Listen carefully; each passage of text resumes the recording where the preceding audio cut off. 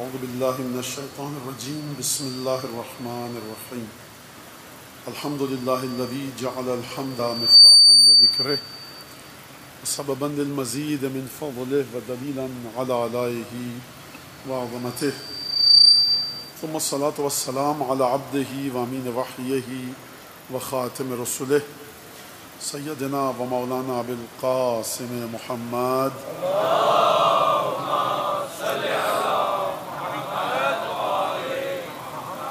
وعلى أهل بيته الطيبين الطاهرين الذين أذهب الله عنهم الرجس وطهرهم تطهيرا.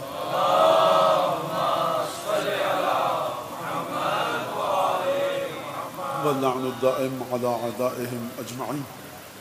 أما بعد فقد قال الله الحكيم في كتابه المجيد أعوذ بالله من الشيطان الرجيم إنا عرضنا الأمانة على السماوات والأرض والجبال فأبين أن يحملنها وأشفقن منها وحملها الإنسان إنه كان ظلوما جهولا.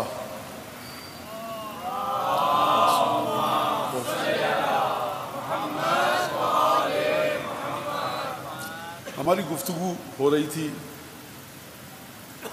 امانت الہیہ اور وراثت کے سلسلے میں کہ خدا کی امانت وراثت میں کس طرح سے آگے بڑھتی ہے. اور جب خدا کی امانت اور وراثت کے ساتھ آگے بڑھتی ہے تو بات یہ ہوئی تھی کہ خدا جب اپنی امانت کے سلسلے کو آگے بڑھاتا ہے تو خدا اس میں اہلیت کا، لیاقت کا خیال رکھتا ہے، قابلیت کا خیال رکھتا ہے. کیونکہ خدا خود ہم سے قرآن میں فرما رہا ہے کہ ان اللہ یأمرکم ان تؤدوا الامانات الی اہلہا. خدا تمہیں حکم دے رہا ہے کہ جو امانت تمہارے پاس ہے وہ اس کو دو جو اس کا اہل ہے، اور امانت میں خیانت مت کرو. علماء نے اس سے یہ قانون نکالا ہے. اب کس طرح سے یہ امانت میں خیانت؟ انہ کان ظلوما جہولا. جس حد تک میں بات کو سمیٹ سکتا تھا ممکن تھی میرے لیے گفتگو کرنا، تمام اذہان اور تمام سطح عمری، یعنی جن کی عمریں بہت بچے ہیں سطح سنی سے، جو بہت چھوٹے بچے ہیں جن کا سن بہت کم ہے، ان کی بھی سمجھ میں آ جائے اور میں آیت سے بہت زیادہ دور بھی نہ جاؤں. تو اس حوالے کو، اس چیز کو میں نے سامنے رکھتے ہوئے آپ کے سامنے ایک بات پیش کی تھی کہ انہ کان ظلوما جہولا، یہ بہت جاہل ہے، بہت ظالم ہے. تو یہ کس کے لیے ہے کہ جو امانت الہی کے اندر درمیان میں آ کر رکھنا ڈال دے. اور وہاں سے میں نے کیا کہا تھا، ایسا نہیں ہے کہ جو فاسق و فاجر ہے وہ کوئی کرامت نہیں دکھا سکتا، وہ کوئی ایسی چیز نہیں دکھا سکتا کہ آپ کہیں کہ نہیں یہ معجزہ ہے. بہت سی چیزیں ہوتی ہیں بہت سے غلط لوگوں کے پاس. یہ میں نے کل سامری کے قصے سے آپ کے سامنے واضح کیا. لہٰذا تاریخ میں اس کا مطلب یہ ہے کہ لوگ آئیں گے ایسے کہ جن کا امانت الہی سے کوئی تعلق نہیں ہوگا، لیکن وہ کچھ نہ کچھ اپنے فائدے کے لیے اس امانت الہی کو اپنے پاس لے کر آئیں گے اور ظلم و جہول ہوں گے، بہت بڑے ظالم ہوں گے، بہت بڑے جاہل ہوں گے. اب یہ قانونی لحاظ سے، شرعی لحاظ سے کوئی اگر دمشق میں آئے پوچھے رسول خدا کی جانشین کون ہے، تو اطراف میں جو لوگ ہیں وہ سید الشہداء کے زمانے میں یزید کی طرف اشارہ کریں گے.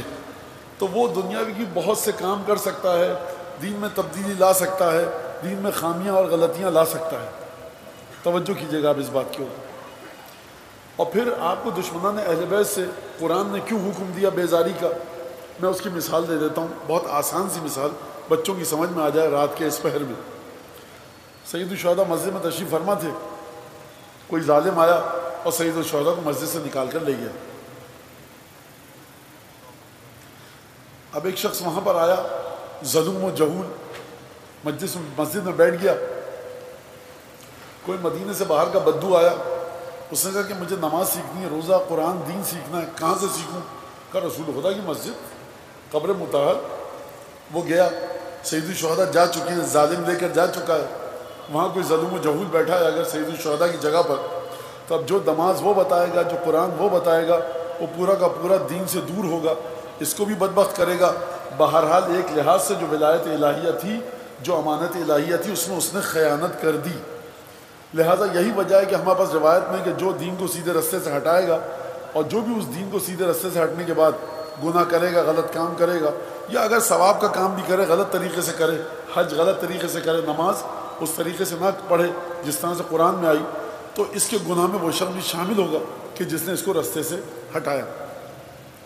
یہ ایک حد تک آپ کی سمجھ میں بات آ گئی، اور وہ واقعہ بھی آپ کے سامنے ہے کہ جو ہڈی تھی کسی پیغمبر کے ہاتھ میں آ گئی تھی اور وہ آسمان کے نیچے کھولتا تھا تو بارش آنے لگتی تھی، تو یہ ایک کام ہو رہا تھا جس سے لوگ متاثر تھے، اور شاید لوگ سمجھ بیٹھتے کہ یہ ولایت الہیہ کا مالک ہے، امانت الہی کا مالک ہے، اس کے پاس کوئی ولایت ہے، کوئی تصرف ہے، ولایت تکوینی ہے، تو یہ اس وقت تک تو کر سکتا ہے جب تک عام لوگ ہوں، لیکن جب مالک اصلی آ جائے ولایت اور امانت الہیہ کا، پھر اس کے بعد یہ لاکھوں دفعہ کچھ بھی کرتا پھرے وہ کام، وہ سلسلہ نہیں چلے گا۔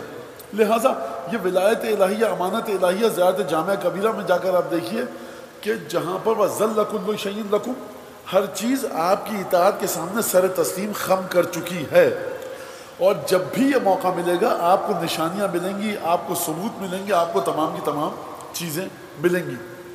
میں واقعہ جلدی سے پڑھ کے نکل جاؤں آگے، اگرچہ کہ یہ شکایت ہے کہ بچے کہتے ہیں نہیں پورا واقعہ پڑھیں، لیکن بہرحال تو ولایت الہیہ، امانت الہیہ کیا ہے؟ آپ کے سامنے ہے کہ جناب زینب ہونے کا دعویٰ کیا خاتون نے کسی متوکل کے زمانے میں، لوگ پریشان ہو گئے کہ کیا کریں۔ متوکل نے کہا کہ تم اگر رسول خدا کی بیٹی ہو، نواسی ہو زینب، تو رسول خدا کا انتقال ہوئے تقریباً 200 سال ہو چکے ہیں، تم اس وقت تمہاری عمر نہیں لگ رہی کہ تم 150-200 سال کی ہو، اس طرح مجھے رسول خدا کی دعا لگی ہے اور میرے لیے رسول خدا نے دعا کی تھی جس کی وجہ سے میری عمر نہیں بڑھی۔ اب سب پریشان کریں تو کیا کریں؟ خدا کی قسم یہاں پر جو بچہ بیٹھا ہے نا، اگر اس سے میں اس مسئلے کا حل پوچھوں تو بتا دے گا، کیونکہ یہ ان کا ماننے والا ہے جو ولایت الہیہ کے مالک ہیں۔ جو امام علی نقی علیہ السلام نے حل بتایا وہ یہ بچہ بھی بتا دے گا۔ تو مولانا آپ نے بچوں کو امام کے برابر کر لیا، میں نے بچوں کو امام کے برابر نہیں کیا، وہ جو دربار میں بیٹھے تھے انتہائی ناکارہ لوگ تھے۔ لہٰذا امام کے پاس، امام نے کہا اس سے کہو کہ اولاد فاطمہ کا بلا فصل جو اولاد ہے، اور جو اولاد فاطمہ ہے اس کا گوشت جانوروں پر حرام ہے، تو تمہارے پاس جو شیر اور خونخوار شیر پلے ہوئے ہیں اس کے اندر اتار دو اور پتہ چل جائے گا۔ اس نے کہا کہ پہلے خود علی نقی سے کہو وہ اترے۔ متوکل نے وزیروں سے مشورہ کیا، وزیروں نے کہا کہ اگر علی نقی کو شیر کھا گئے تو ایک دشمن کم ہوا، اور نہیں کھائے تو اس کا جھوٹ پتہ چل جائے گا۔ بہرحال 3 دن تک بھوکا رکھا گیا شیروں کو، اور اس کے بعد سیڑھی لگائی گئی، سیڑھی سے امام ہادی اترے، تمام شیر آئے امام کے قدموں میں لوٹنے لگے، اور اس کے بعد امام نے ہاتھ پھیرا، کافی دیر تک امام بیٹھے رہے، اور جب امام درمیان سے تشریف فرما تھے اپنے مقام پر اٹھے اور سیڑھی کی طرف گئے کہ باہر آ سکیں، تمام کے تمام شیر امام کو چھوڑنے کے لیے سیڑھی تک گئے۔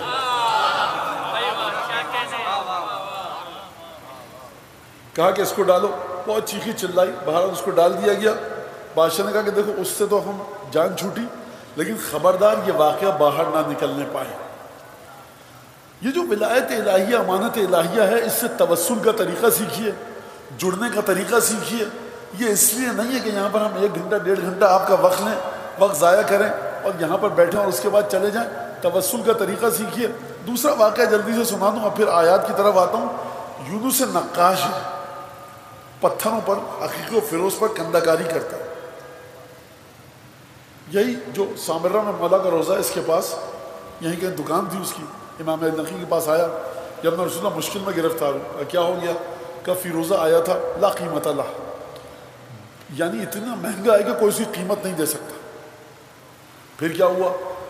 وہ مجھے اس کے اوپر نقش کھودنا تھا، میں نے جیسے ہتھوڑی لے کر پہلی چوٹ لگائی، فیروزہ 2 حصوں میں تقسیم ہو گیا۔ کیا کروں؟ امام نے کہا جاؤ، لا یصل الیک من حسود، کوئی برائی کی بات، کوئی تکلیف نہیں ہوگی تمہیں کہ اپنے رسول اللہ آپ، مطلب میں آپ کو کیسے واضح کروں، کم ترین سزا جو ہے وہ 100 کوڑے کی دے گا، مر جاتا ہے اس کے بعد آدمی۔ آپ فرما رہے ہیں کہ لا یصل منہ الیک سوء، کوئی برائی نہیں پہنچے گی، کوئی تکلیف نہیں پہنچے گی، گھر جاؤ اپنے۔ کہا کہ مہاراج کہہ دیا ایک دفعہ، یہ میرے الفاظ ہیں، جاؤ، چلا گیا۔ صبح کو خوشی خوشی آیا کہ یا رسول اللہ مسئلہ یہ کیا ہوا؟ مسئلہ یہ ہوا کہ وزیر آیا تھا، اس نے کہا کہ ہماری بیٹیوں میں اختلاف ہو گیا ہے اور بیٹیاں کہتی ہیں اس پتھر کو 2 حصوں میں تقسیم کر دو۔ اب خوب توجہ کیجیے گا، ولایت کے ساتھ ساتھ شعور ولایت بھی ہونا چاہیے۔ کیا مطلب؟ جس طرح سے امام نے دنیا میں زندگی گزارنے کا حکم دیا اس کو بھی سیکھیے۔ اس نے کہا کہ ہماری بچیوں میں لڑکیوں میں جھگڑا ہو چکا اور وہ کہہ رہی اس کو 2 حصوں میں توڑو۔ امام نے کہا تم نے کیا جواب دیا؟ وہ تو کل رات کو ٹوٹ چکا تھا، اچھا ہوا۔ کہا میں نے کہا یا رسول اللہ، میں نے کہا امہل لی، مہلت دو تاکہ دیکھوں توڑ سکتا ہوں کہ نہیں۔ امام نے کہا اسبتا، بڑی اچھی بات کہی تم نے۔ اور پھر اس کے بعد امام نے فرمایا الحمدللہ الذی جعلنا ممن یحمد الیہ، حمد اس خدا کی کہ جس نے ہم کو ان لوگوں میں سے قرار دیا جو خدا کی صحیح معنوں میں حمد کر سکتے ہیں۔ اب آپ کے خیال میں یہ واقعہ ہوا کیسے؟ یہ واقعہ ہوا کیسے؟ لڑکیوں میں، بچیوں میں، بیٹیوں میں اختلاف ہوا کیوں؟ اختلاف نہیں ہوا، صاحب تصرف نے تصرف کیا، ان کے دلوں میں بات ڈالی، تو مشکل وقت میں امام سے مدد مانگنا سیکھیے۔ یہ صاحب ولایت الہیہ ہیں، یہ صاحب امانت الہیہ ہیں، جو مشکل ہے آپ ان سے مدد مانگنا سیکھیے۔ اب آج جو گفتگو ہے وہ گفتگو میں تھوڑی سی گفتگو کر کے آیا ہوں بقیہ تفصیل کے ساتھ، تو جو صاحبان وہاں تھے ان سے معذرت کے ساتھ کہ تھوڑا سا ان کا وقت ضائع ہوگا اور بات دہرائی جائے گی۔ تو سلسلہ یہ ہے کہ امانت الہی، ولایت الہی، اور ہماری گفتگو چل رہی تھی کہ لِيُعَذِّبَ اللَّهُ الْمُنَافِقِينَ وَالْمُنَافِقَاتِ وَالْمُشْرِكِينَ وَالْمُشْرِكَاتِ وَيَتُوبُ اللَّهُ الْمُؤْمِنِينَ وَيَتُوبُ اللَّهُ عَلَى الْمُؤْمِنِينَ وَالْمُؤْمِنَاتِ وَكَانَ اللَّهُ غَفُورًا رَحِيمًا۔ خدا اس امانت الہیہ کے بعد سزا دے گا، عذاب دے گا۔ کس کو عذاب دے گا؟ کس کو؟ منافقین کو، منافقات کو، مشرکین کو، مشرکات کو۔ مشرک عورتیں، مشرک مرد، منافق عورتیں، منافق مرد۔ اور اسی ولایت الہیہ کی بنیاد پر یتوب اللہ، خدا توبہ قبول کرے گا مومنین اور مومنات کی۔ تو اس ولایت الہیہ کا تعلق میں مسلسل 2-3 دن سے بتا رہا ہوں کہ آپ کی سمجھ میں آ گیا۔ اب یہ ولایت الہیہ مختلف طریقے ہیں اس کے، تمام کی تمام وہ دعائیں کہ جو آپ کو دی گئی ہیں وہ ولایت الہیہ سے آپ کو جوڑتی ہیں۔ زیارت جامعہ کبیرہ ہے، زیارت وارث ہے، شب جمعہ سورہ واقعہ جو پڑھتا ہے اور ہر روز عشاء کے بعد جو سورہ واقعہ پڑھتا ہے وہ امام عصر کے اور جناب امیر کے انصار میں سے شمار کیا جائے گا۔ مطلب یہ معمولی سی بات ہے؟ نہیں، معمولی سی بات نہیں ہے۔ یہ آپ سمجھ رہے ہیں کہ امام کہہ رہے ہیں کہ سورہ واقعہ کا پڑھنا، پڑھتے تو بہت سے لوگ ہیں، مسئلہ یہ کہ جو آپ کے دل میں محبت ہے اس کے ساتھ جب سورہ واقعہ کی تلاوت جڑے گی تو وہ یہ کرامت دکھائے گی کہ آپ امام عصر کے اور امیر المومنین کے انصار میں سے شمار ہوں گے۔ یہ اس پہ توجہ کیجیے گا۔ اچھا، اسی میں سے ایک مسئلہ یہ ہے کہ خداوند تبارک و تعالیٰ کا، دیکھیں بات پھیلے گی اور ذرا سا حوصلے کے ساتھ سنیے گا۔ پھر میرے پاس شکایت آئی کہ مولانا مجلس آپ نے بڑا تھکا دیا، اب میں کیا کروں؟ کس سے سنائے جا سکتے ہیں، گفتگو ہو سکتی ہے، لیکن آپ کو گہرائی پتہ لگے کہ آپ کے اور ہمارے مذہب کی محبت اہل بیت کی گہرائی کس حد تک ہے اور گہرائی کس طرح سے ہے۔ ایک تعلق ہے آپ کا رسول خدا سے اور اس کے ساتھ ساتھ ایک تعلق ہے اس کا آپ کا آل رسول کے ساتھ۔ تو اس تعلق کو آپ کیسے پیش کرتے ہیں؟ آپ اس تعلق کو ایک مجلس میں بیٹھ کر 10 دفعہ یہ کام کرتے ہیں، شب جمعہ کو آپ یہ کام کرتے ہیں، جمعے کے دن آپ یہ کام کرتے ہیں، ہر روز فجر کی نماز کے بعد آپ یہ کام کرتے ہیں۔ کیا کہتے ہیں آپ؟ اللہم صلی علی محمد و آل محمد۔ اس کی حقیقت کیا ہے؟ آپ کے دل میں جو ولایت ہے اور اس کے ساتھ اس جملے کو پڑھنے کی ولایت کی حقیقت کیا ہے؟ یہ معمولی سا جملہ لفظوں کے لحاظ سے دیکھا جائے، اللہم صلی علی محمد و آل محمد، 6 حرف ہیں، 6 کلمے ہیں۔ اس کی طاقت کیا ہے؟ یہ آپ کو کس طرف لے کے جاتا ہے؟ کیا کس عقیدے کا اظہار کرتا ہے؟ اس کا ولایت الہیہ سے تعلق کیا ہے؟ اس کا امانت الہیہ سے تعلق کیا ہے؟ اور اگر آپ کے پاس ولایت الہیہ نہیں ہے، امانت الہیہ نہیں ہے، تو آپ اس جملے کے ذریعے کہاں تک پہنچ سکتے ہیں؟ معمولی سا جملہ ہے۔ تو یہ سلسلہ ہے، تو اب آپ کو اس کے اوپر گفتگو ہوگی، ذرا سا آپ درود بھیجیں تاکہ بات کو ہم شروع کر سکیں۔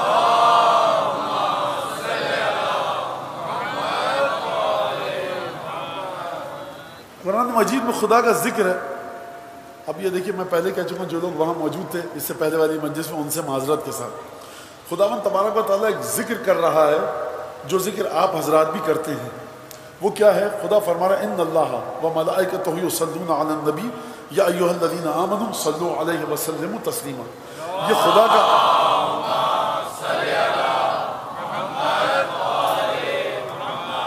یہ خدا کا ذکر ہے جو آپ نے ابھی کیا. آپ نے درود نہیں بھیجا, آپ نے کہا خدایا درود بھیج محمد و آل محمد پر. تو کبھی بھی آپ خود سے درود نہیں بھیجتے, آپ خدا سے کہتے ہیں خدایا درود بھیج محمد آل محمد پر. راوی نے آ کر امام سے سوال کیا کہ اس درود کا مطلب کیا ہے کہ خدایا درود بھیج. تو امام نے فرمایا کہ الصلاۃ من اللہ رحمت ومن الملائکۃ تزکیۃ والدعاء ومن الناس الدعاء. لوگ جب کرتے ہیں تو دعا ہے, ملائکہ پاکیزگی کا اعلان کرتے ہیں اور خدا کی طرف سے رحمت ہے. صلوات میں تینوں خصوصیات جمع ہیں. دوسری روایت کے اندر فرمایا چھٹے امام کے پاس راوی آتا ہے اور راوی آ کر پوچھتا ہے ابن رسول اللہ یہ صلوات کا معنی کیا ہے؟ تو امام نے فرمایا کہ صلوات کا معنی یہ ہے کہ زکاہ اللہ تزکیۃ اللہ لہو فی السماء یا زکاہ اللہ فی السماء. صلوات کا معنی یہ ہے کہ خدا نے رسول خدا کو آسمانوں میں ہی پاک کر دیا تھا. جب آسمانوں میں پاک کر دیا تھا تو راوی نے پوچھا ابن رسول اللہ ما معنی تزکیۃ اللہ ایاہ, یہ کیا مطلب ہے اس بات کا کہ خدا نے پاک کیا تھا؟ فرمایا زکاہ بان برأہ من کل عیب وآفت یلزم مخلوقا. خدا نے پاک کیا تھا رسول خدا کو ہر اس برائی سے, ہر اس کمی سے, ہر اس خامی سے کہ جو مخلوق میں آ سکتی ہے. مخلوق ہونے کے ناطے جو کمی آ سکتی ہے ان تمام کمیوں سے دور کر دیا تھا. فصلاۃ المؤمنین, اچھا مولا ابن رسول اللہ یہ بتائیے مومنین جب درود بھیجتے ہیں تو اس کی کیا حقیقت ہے؟ فرمایا مومنین جب درود بھیجتے ہیں اس کا مطلب یہ ہے یبرئونہ ویعرفونہ بأن اللہ قد برأہ من کل عیب وآفت. مومنین جب درود بھیجتے ہیں تو رسول خدا کا تعارف کرواتے ہیں, رسول خدا کا انٹروڈکشن کرواتے ہیں اور یہ اعلان کرتے ہیں کہ ہم یہ جو درود بھیج رہے ہیں دل میں عقیدہ یہ ہے کہ خدا نے ہر اس عیب سے رسول خدا کو دور رکھا ہے کہ جو مخلوقین کے وجود کے ساتھ جڑا ہوا ہے. بنیت خلقہم, جو خلقت بشر کا تقاضا ہے اور خلقت بشر کے وجود کی وجہ سے جتنی کمیاں خامیاں کمزوریاں انسان میں آتی ہیں وہ کوئی بھی رسول خدا میں نہیں ہے. جب آپ آنکھیں بند کر کے سو جاتے ہیں تو آپ کی سمجھ میں نہیں آتا گرد و پیش میں کیا ہو رہا ہے. جب آپ خواب دیکھتے ہیں تو آپ کو نہیں پتا, کبھی آپ خواب بھول جاتے ہیں, کبھی یاد رہتا ہے, کبھی نماز کی حالت میں شک ہو جاتا ہے, کبھی شک نہیں ہوتا, کبھی اچانک زوردار دھماکے کی آواز آ جائے آپ ڈر جاتے ہیں, خواب دیکھ کے آپ خوف کے عالم میں آ جاتے ہیں. جتنی بھی چیزیں انسانی وجود میں نقص شمار ہوتی ہیں جب تم درود بھیجتے ہو تو اعلان کرتے ہو کہ ہم ان تمام چیزوں سے دور مان کر رسول خدا کو درود بھیج رہے ہیں.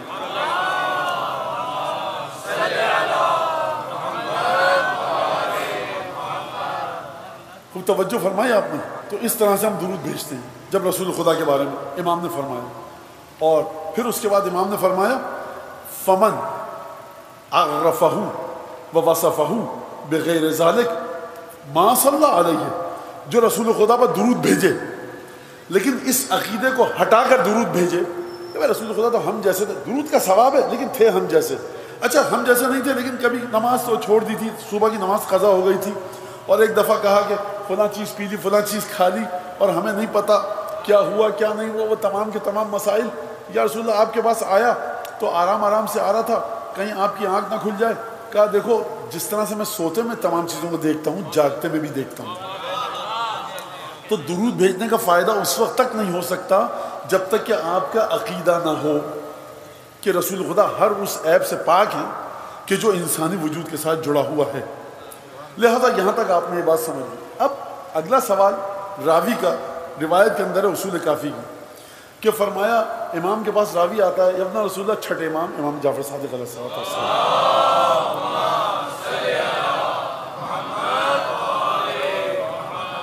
روایت بڑی عجیب ہے اور میں چاہتا ہوں کہ اس کا ایک ایک لفظ ہر بحرف پڑھ کے آپ کو سناؤں.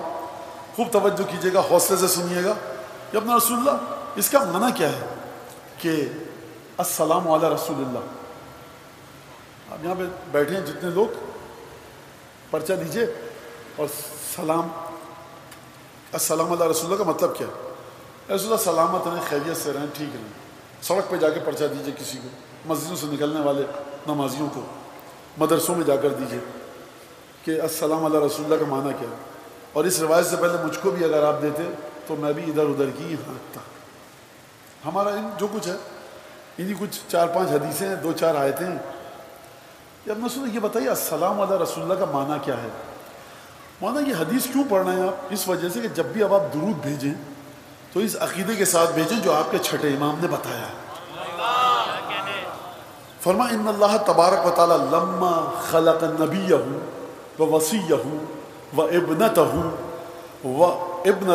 و بنیہ و جمیع الائمہ و خلق شیعتہ. ایک ایک لفظ غور کیا. دیکھیے آپ کے شکایتیں پہنچ جاتی. مولانا آج کی مجلس بڑی خوش تھی. اب خشک لگے یا تر لگے روایت تو میں پوری پڑھوں گا، آپ اس کو سنیے گا کہ لما خلق اللہ، خوب توجہ کے، نبیہ و وصیہ و ابنتہ و بنیہ و جمیع الائمہ و خلق شیعتہ. جب خدا نے اپنے نبی کو خلق کیا اور نبی کے جانشین وصی کو خلق کیا، کوئی جس کی محبت کی وجہ سے آپ یہاں بیٹھے ہیں، جس کو نبی کے وصی کو خلق کیا اور پھر اس کے بعد نبی کی بیٹی کو خلق کیا اور نبی کی بیٹی کے، نبی کے وصی کے اور نبی کے دونوں بیٹوں کو خلق کیا اور پھر تمام ائمہ کو خلق کیا. ایک ہی خلقت ہے، وہی خلقت چل رہی ہے. کس کو خلق کیا؟ نبی کو، نبی کے بعد نبی کے وصی کو، وصی کے بعد نبی کی بیٹی کو، اور اس کے بعد نبی کے دونوں بیٹوں کو، اور اس کے بعد نبی کے بقیہ 11 جانشینوں کو. اب یہ ایک کے بعد ایک خلق ہوئے، ایک ساتھ خلق ہوئے. یہ مجھے نہیں پتا، چھٹے امام سے جس کی ملاقات ہو انشاءاللہ قیامت میں وہ پوچھ لیں. لگتا یہ ہے کہ کس طرح سے خلق کیا، اب وہ بڑی پیچیدہ داستان ہے، میں یہاں پر نہیں بتا سکتا. جب خلق کیا گفتگو ختم ہو گئی. وَخَلَقَ شِيَعَتَهُمْ. اب الگ لفظ لائیں مولا خلقت کا. تسلسل وہی ہے، آپ کا تسلسل وہی ہے جو آپ کے امام کا ہے، جو آپ کی شہزادی کا ہے، جو آپ کے رسول کا ہے، جو آپ کے مولا کا ہے. تسلسل وہی ہے لیکن مرتبہ بہت بعد میں ہے. لہذا چھٹے امام نے فرمایا کہ دیکھو شیعتنا خلقوا من فاضل طینتنا، ہماری بچی ہوئی طینت سے تم بنے ہو. اسی وجہ سے جو ہم کو چیز غمگین کرتی ہے تم کو غمگین کرتی ہے، جو ہم کو خوش کرتی ہے وہ تم کو خوش کرتی ہے. غم کے ایام ہیں اہل بیت کے، آپ اپنے گھر میں خوشی نہیں منا رہے. ہاں ہیں بہت سے ناکارہ ایسے لوگ کہ جنہوں نے اپنے ساتھ نام لگایا ہوا مومنین کا، وہ ہر کام کر رہے ہیں. ٹھیک ہے، میں پابندی نہیں لگا سکتا، فقہا نے نہیں لگائی، لیکن کوئی تمیز تہذیب طریقہ ہوتا ہے ان 10 دنوں کا. خوب توجہ کیجئے. لہٰذا یہاں پر بات آ گئی ہے، کالے کپڑے جو پہن سکتا ہے پہنے. خواتین سے کہہ رہا ہوں سادے کپڑے پہنے اور دنیا کو غم امام حسین پر ہنسنے کا موقع مت دیں. یہ وہ لوگ ہیں جو کالے کپڑے کے لیے وہ ڈیزائن، یہ ڈیزائن، بٹن یہاں پہ لگے گا، وہاں پہ اسٹچ آئے گا، یہ ڈیزائن ایسا ہوگا. یہ وہ سرسگا سلسلہ نہیں ہے، نسلوں سے برکتیں ختم ہو جائیں گی نعوذ باللہ. لہٰذا خدا نے جب اپنے نبی کو خلق کیا، نبی کے وصی کو خلق کیا، وصی کے بعد نبی کی بیٹی کو خلق کیا، اور نبی کے وصی کے وہ دونوں بیٹے جو رسول کے بیٹے تھے ان کو خلق کیا. خوب توجہ کیجیے گا. لکھا ہوا ہے روایت میں اس کے 2 بیٹوں کو. کس کے 2 بیٹوں کو؟ علی ابن ابی طالب کے 2 بیٹوں کو یا رسول خدا کے 2 بیٹوں کو؟ آپ اپنے آقاؤں کی فضیلت کو سمجھیے. دنیا کی کوئی نعمت آپ کو نہ ملے نعوذ باللہ، ملنی چاہیے. امام حسین نے ہمیں سکھایا دعا عرفہ میں کہ خدا کی نعمتوں کو طلب کرو، سکون سے رہو. یہ بہت بڑی نعمت ہے خود حسن حسین علیہ السلام کی محبت. تو کس کی طرف پلٹاؤں میں زمین کو، رسول خدا کے بیٹے یا علی مرتضیٰ کے بیٹے؟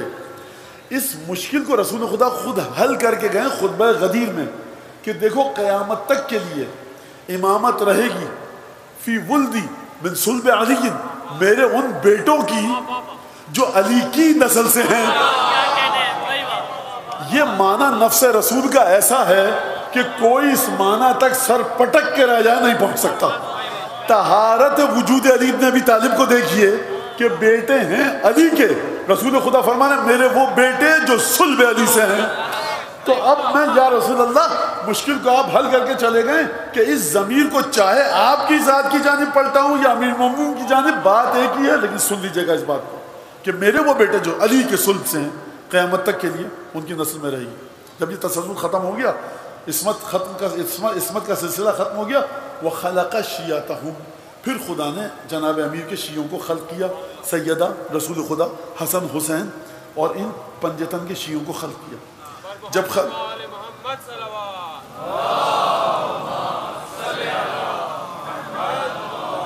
اخذ علیہم المیثاق، جب خلق کیا، اوقات ہے کہ ہماری اور آپ کی بخدا اسی عقیدے کے ساتھ انشاءاللہ خدا موت دے اور بے حق کے جناب سیدہ اور کریموں کا ہے، یہ کریموں کے نام پہ فرش بچھائے. جملہ بڑا عجیب، اخذ علیہم المیثاق، ان سب سے خدا نے ایک میثاق، ایک معاہدہ لیا. کہاں لیا؟ کدھر لیا؟ لیا عالم غیب میں جب خلق کیا. وَأَن يَصْبِرُوا وَيُصَابِرُوا وَيُرَابِطُوا، اور وعدہ لیا کہ دیکھو صبر کرنا، مصابرہ کرنا، مرابطہ کرنا.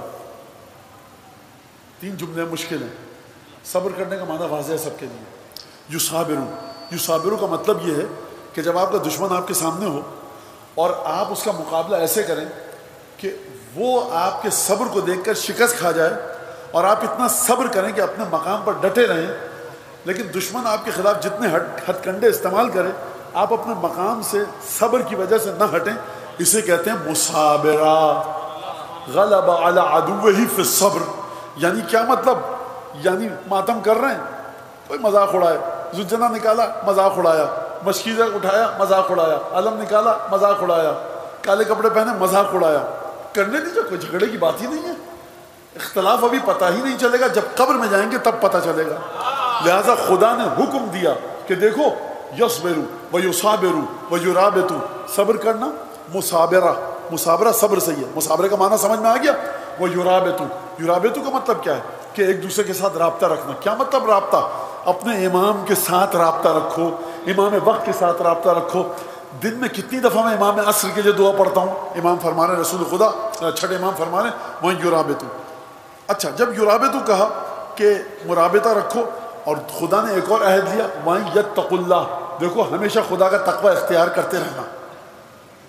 لہذا تقوی کے ساتھ ساتھ جڑا ہوا ہے جناب امیر المومنین کی ولایت کا سارا ساز و سامان، تمام کا تمام نظام الاوقات، تمام کا تمام منصوبہ عمل تقوی کے ساتھ جڑا ہے. جب امام کی بارگاہ میں جائیں، وہاں سے علم لے کر آئیں تو یہ علم آپ کو تقوی کی طرف دھکیلے.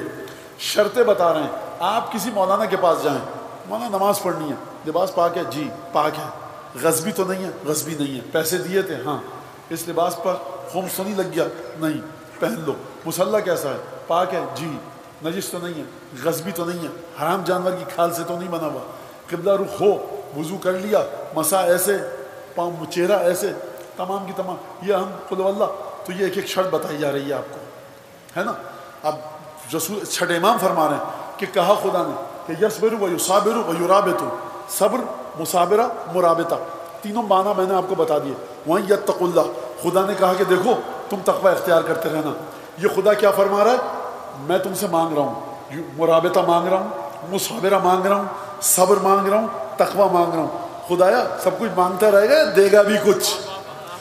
جو وعدہ خدا پنجتن کی بنیاد پر آپ سے مانگے اور آپ اس وعدے پر وفا کریں تو پھر جو خدا دے گا نا وہ ایسا دے گا کہ صاحب اللہ دے اور بندہ لے. خوب توجہ کیجیے اس بات کے اوپر. وہ ایسا دے گا کہ کسی کے وہم و گمان میں نہیں آ سکتا کہ خدا کیا دے گا. اب یہاں پر دیکھیے، آپ کے صبر کر رہے ہیں، آپ مجلسوں میں جا رہے ہیں، گرمی ہے، پسینہ بہہ رہا ہے، نیند خراب ہو رہی ہے، مصابرہ، مرابطہ، صبر، تقوی. اب خدا کیا دے گا؟ جب فرمایا مولانا ان یتقوا اللہ، خدا کا تقوی اختیار کرتے رہنا. ووعدہم ان یسلم لہم الارض المبارکہ، اور خدا نے اس کے جواب میں وعدہ یہ دیا کہ خدا تمہارے لیے اس سرزمین کو کہ جو مبارک ہے امن و امان کا گہوارہ بنا دے گا. کب بنائے گا؟ یہ کس کی بات ہو رہی؟ کب بنائے گا؟ اسی کے ذریعے بنائے گا کہ جب 12واں آئے گا. ان یسلم لہم الارض المبارکہ، تمہارے لیے امن و امان کا گہوارہ بنا دے گا. کس کو؟ زمین مبارک کو. یہ تو ابھی زمین ملودہ ہے، یہ مبارک کب ہوگی؟ مبارک اس وقت ہوگی کہ جب اپنے رب کے نور سے جگمگائے گی. تو مولانا ابھی جو سورج ہے وہ آپ نے بنایا ہے یا کسی سائنٹسٹ نے؟ اب بھی زمین اپنے رب کے نور سے جگمگاتی ہے. اب نور سے جگمگا رہی ہے خورشید کے. جب 12واں آئے گا تو قرآن نے فرمایا اشرقت الارض بنور ربها، زمین اپنے رب کے نور سے جگمگائے گی. یہ آپ کے 12ویں آقا خدا کا نور ہیں. اس مسئلے کو حل کیسے کیا ہے رسول خدا نے؟ جا کر آپ خطبہ غدیر پڑھیے، ایھا الناس، 1,20,000 صحابی کھڑے ہیں اور اس کے بعد رسول خدا فرما رہے ہیں ایھا الناس اعلموا، جان لو، ان نور اللہ فی مسلوک وبعد فی علی وبعد علی فی نسلہ الی القائم من آل محمد. دیکھو جان لو اے لوگوں، خدا کا نور جو دوڑ رہا ہے وہ صرف اور صرف میرے اندر دوڑ رہا ہے. مدینے میں کس کا گھر میرے گھر سے جڑا ہوا تھا، کس کا دروازہ میرے دروازے سے جڑا ہوا تھا، کون کس کے ساتھ میں کتنا بیٹھتا تھا، کس نے مجھ سے قرآن کا کون سا قاعدہ پڑھا، کون میرے وضو کا پانی لاتا تھا. نور خدا ملے گا تو میرے وجود میں ملے گا. وَبَعْدِ فِي عَلِيٍّ، اور میرے بعد اگر نور خدا ملے گا تو علی بن ابی طالب کے وجود میں ملے گا. رسول خدا نے یہ نہیں فرمایا فی موجود، مجھ میں ہے نور خدا. فرمایا اے لوگوں سمجھ لو، جان لو، ان نور اللہ فی مسلوک، یعنی خدا کا نور میرے وجود میں دوڑا دیا گیا ہے. نہ آنکھیں رسول خدا کی نور الہی سے خالی ہیں، نہ زبان مبارک نور الہی سے خالی ہے، نہ دست مبارک نور الہی سے خالی ہے. جہاں قدم پڑ جائیں وہاں نور الہی، جہاں تشریف فرما ہو جائیں وہاں نور الہی. لہذا جب انسان نور خدا سے دیکھے گا، جب نور خدا کے ذریعے گفتگو کرے گا، تو اگر اس زبان کو جو نور خدا سے گفتگو کرے اگر پورے کے پورے وجود میں نور خدا ہے تو یہ زبان بھی خدا کی زبان کہلائے گی، یہ آنکھیں خدا کی آنکھیں کہلائیں گی، یہ کان خدا کے کان کہلائیں گے. اب اگر آپ کو کوئی اعتراض کرتا ہوا ملے، اصول کافی کتاب الحجت میں 4 یا 5 روایتیں ہیں کہ جس میں امام نے نور خدا کی وجہ اللہ کی تعریف کی ہے، اور چوتھی روایت میں فرمایا وَنَحْنُ وَجْهُ اللَّهِ الَّذِي بَيْنَ أَظْهُرِكُمْ. یہ اپنے رسول اللہ قرآن میں جو خدا کا چہرہ ہے یہ کون لوگ ہیں، یہ کیا ہے؟ فرمایا خدا کا چہرہ یہ ہم ہیں جو تمہارے درمیان رہ رہے ہیں. درود پڑھیے محمد آدم.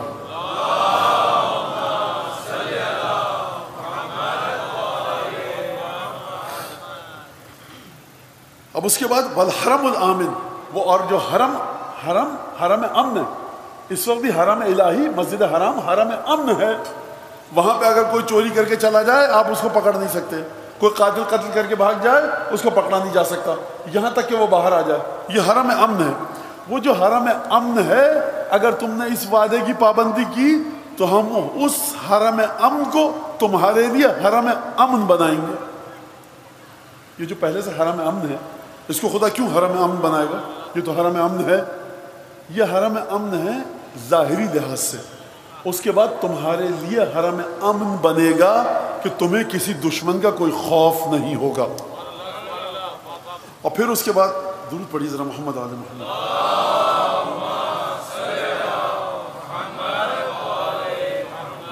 اور اس کے بعد فرمایا وَأَن يُنَزِّلَ لَهُمْ الْبَيْتُ الْمَعْمُورُ، آسمان سے بیت معمور کو خدا زمین پر اتارے گا. یعنی جتنی برکتیں خانہ کعبہ کے اندر موجود ہیں وہ تمام کی تمام آپ کو ملیں گی. خوب توجہ کیجیے. میں یاد دلاؤں ایک بات، یہ کہاں کی بات ہو رہی ہے؟ جنت کی بات نہیں ہو رہی، یہ دنیا کی بات ہو رہی ہے. کس بنیاد پہ؟ کہ جب آپ میثاق الہی کی پابندی کریں گے. خوب توجہ کی آپ نے. اچھا، اور اس کے بعد فرمایا وَيُرِيحَهُمْ مِنْ عَدُوِّهِمْ، اور خدا ان کو راحت جاں دے گا، سکون، اطمینان، آسائش، آرام دے گا. کس نسبت سے آرام دے گا؟ کس حوالے سے آرام دے گا؟ ان کے دشمن کے مقابلے میں سکون دے گا. اگلا وعدہ خدا کہیے وَالْأَرْضُ الَّتِي يُبَدِّلُهَا اللَّهُ مِنَ السَّلَامِ، اور خداوند تبارک و تعالیٰ اس زمین کو کہ جو چاہنے والوں کے لیے آل محمد کے ایک جہنم بن چکی ہوگی اس کو تبدیل کر دے گا سلامتی کے ساتھ. یہ اگلا وعدہ خدا، جب آپ سے وعدہ لیا تو اب خدا وعدے دے رہا ہے.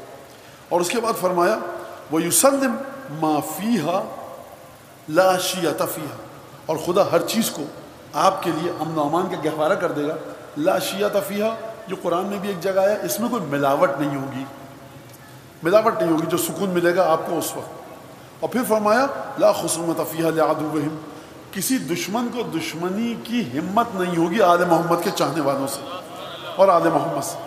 اور پھر اس کے بعد فرمایا وَأَن يَكُونَ لَهُمْ فِيهَا مَا يُحِبُّونَ، اور زمین پر وہ سب کچھ ہوگا جو آل محمد کے چاہنے والے پسند کریں گے۔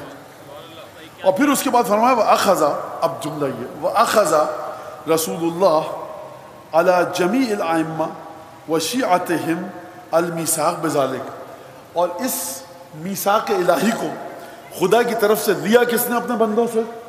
آئمہ سے رسول خدا نے لیا، 12 اماموں سے رسول خدا نے اس میثاق کو لیا، اور 12 اماموں کے سچے چاہنے والوں سے رسول خدا نے اس میثاق کو لیا کہ تم یہ کام کرو گے خدا یہ کام کرے۔ اب اس کے بعد درود پڑھ دیں محمد آل محمد۔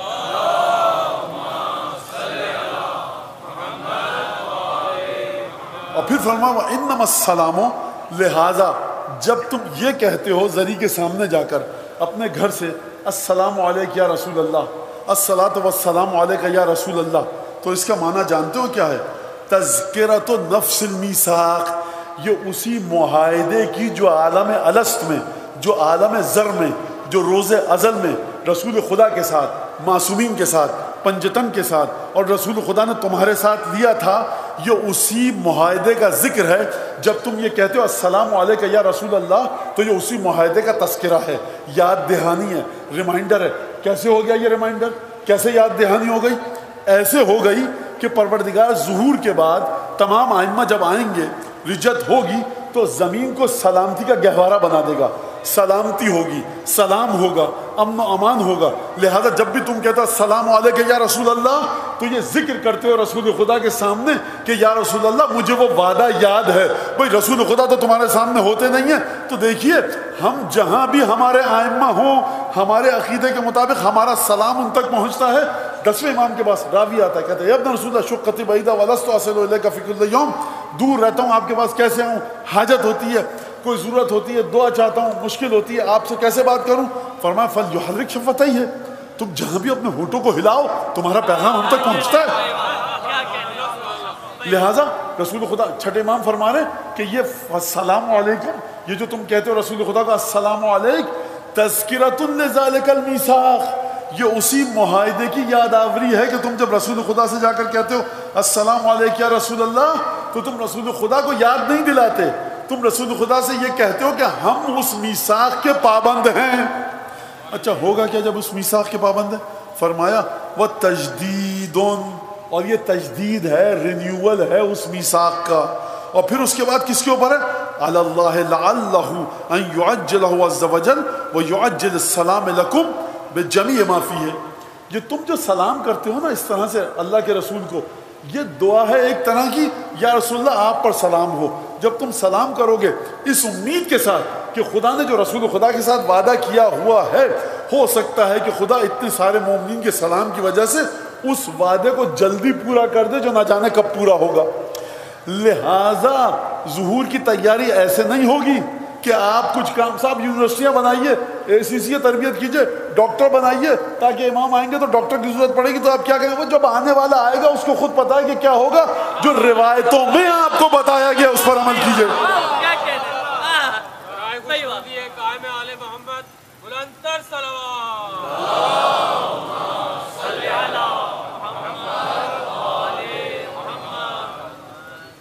یہ کہاں بھی بات ہو رہی ہے؟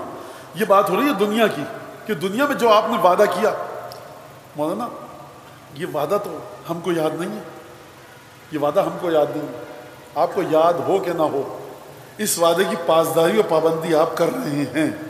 کس مقام پر؟ یحزنون لحزننا ویفرحون لفرحنا کر کے، اہل بیت کے غم میں غمگین ہیں، اہل بیت کی خوشی میں آپ خوش ہیں۔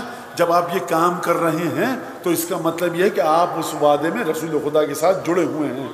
آپ امامت کے بارے میں گفتگو کرتے ہیں، آپ غدیر کا جشن مناتے ہیں، آپ مباہلہ مناتے ہیں، جب خوشی کے موقع آتا ہے تو آپ خوشی کے ایام مناتے ہیں، جب غم کے ایام میں کالے کپڑے پہن کے آپ اپنی زندگی کے شب و روز کو برباد کرتے ہیں، آرام اور چین و سکون کو برباد کرتے ہیں۔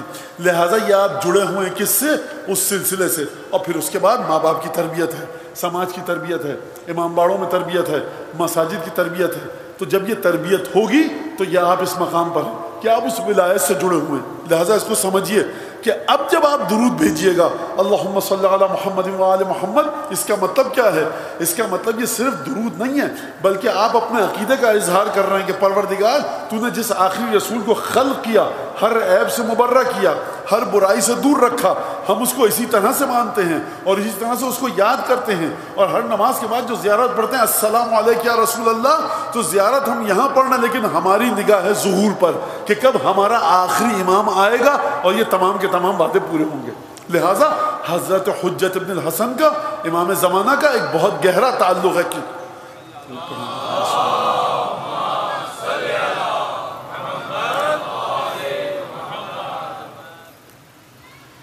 اب یہ جب تسلسل چل رہا ہے، ہر دور کے مومنین نے اس دور کے امام سے اپنے رابطے کو برقرار رکھا ہے.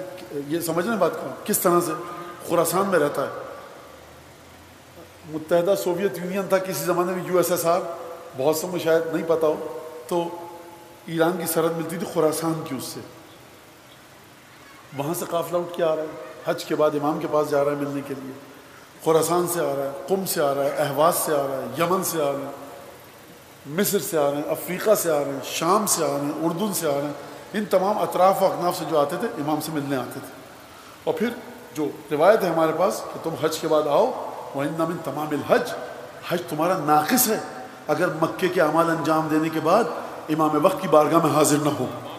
اور اس کے بعد آؤ ثم اعرض علینا نصرتک، اور اس کے بعد آ کر ہمارے سامنے اپنی نصرت کو پیش کرو.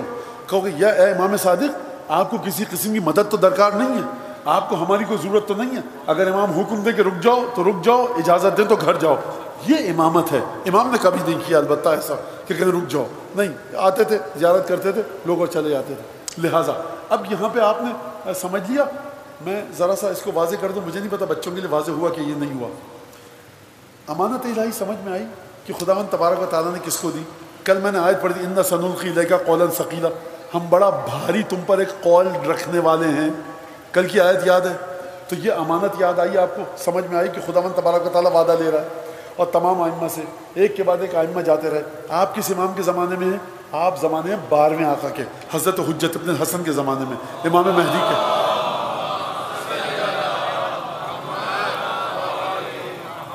امام مہدی کے زمانے میں ہیں آپ. تو اب اس وقت کے امام سے کیسے رابطے کو برقرار رکھا جائے؟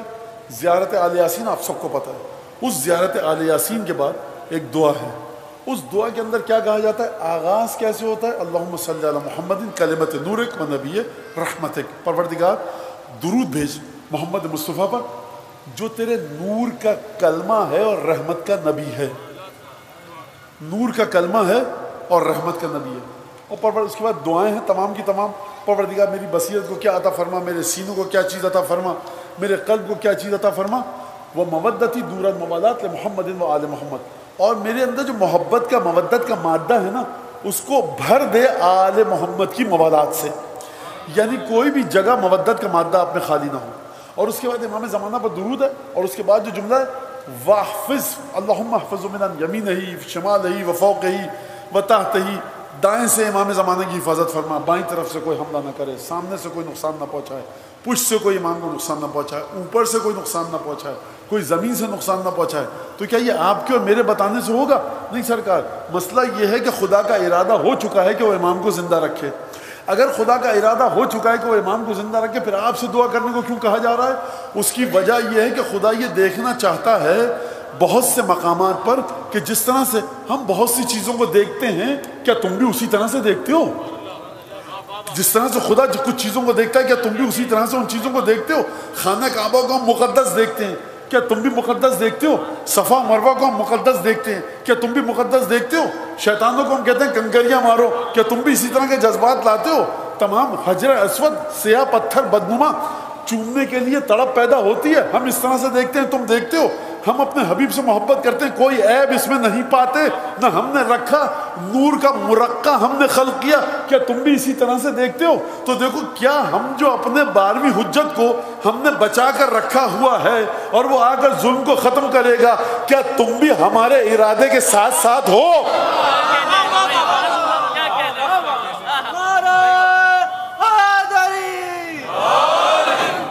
کیا مطلب اس کا؟ قرآن کی طرف چلیے، ارادے کے ساتھ جب ارادہ جڑ جائے۔ قرآن مجید میں خدا نے فرمایا من یشفع شفاعتا حسنتا یکن لہ نصیب منہا ومن یشفع شفاعتا سیئتا یکن لہ کفل منہا۔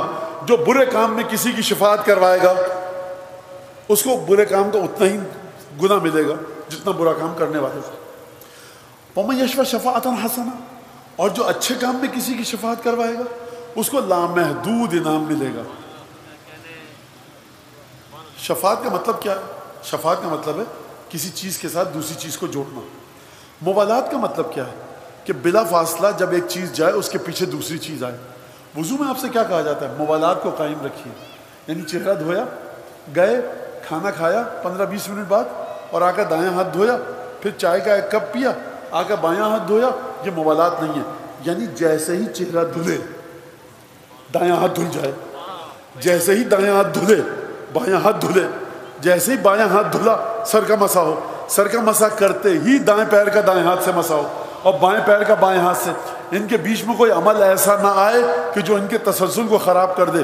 تو دیکھو موالات جو ہے نا آل محمد کے ساتھ، جب رسول خدا گئے فوراً علی مرتضیٰ آ جائیں، علی مرتضیٰ جائیں حسن مجتبیٰ آ جائیں، حسن جائیں سید الشہداء آ جائیں، رتی برابر بھی ایک لمحے کا فاصلہ نہ ہو۔ حسن مجتبیٰ شہید ہو گئے، دیکھتے ہیں جا کر چیک کرتے ہیں، سوچیں گے، استخارہ کریں گے، اپنے گاؤں کے مولانا سے پوچھیں گے، خبردار فاصلہ نہ آئے۔ خدا ان کی خلقت میں کوئی فاصلہ نہیں لا رہا، آپ ان کو ماننے میں کوئی فاصلہ کیوں لا رہے ہیں؟ لہٰذا من یشفع شفاعتا، ایک کے ساتھ دوسری چیز جڑ جائے۔ تو کیا ترجمہ کہا؟ کہ جو بھی چیز کسی چیز کی اچھائی میں شفاعت کرے گا اس کو لامحدود چیزیں ملیں گی۔